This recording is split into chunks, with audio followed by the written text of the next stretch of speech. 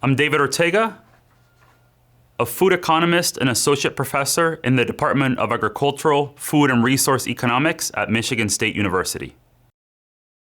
So the global food system and we as consumers have experienced the most significant shock in a generation over the past few years. The COVID-19 pandemic, changes in consumer behavior, and supply chain disruptions have led to an increase in food prices. More recently, the war on Ukraine has affected grain markets, edible oil markets, which have contributed to inflationary pressures on food prices. So Russia and Ukraine supply a significant amount of the cereals in the world market, and we're in the middle of planting season in Ukraine. Reports suggest that we're looking at a forecast of roughly 60 to 70% of the planting area going into the ground this spring.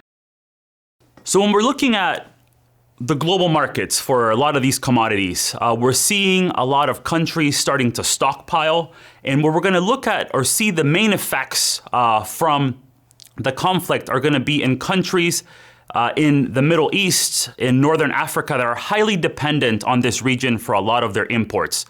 Places like Egypt, Turkey, Lebanon. For example, Lebanon, a country of about 7 million people, depends on Ukraine for over 80% of its wheat. And this is a country that's experiencing skyrocketing inflation at the moment. And combined with a lot of the vulnerable populations in these regions, they're going to be some of the hardest hit nations as a result of this conflict. So the United Nations, their Food and Agricultural Organization, has been tracking global food prices since the 1990s. And this March, they recorded the highest increase in food prices globally. Prices were up over 12% from the previous month of February and over 30% from the same time the previous year, March of last year. So absolutely. So this means that families, especially in the poorer countries of the world, are less able to afford food.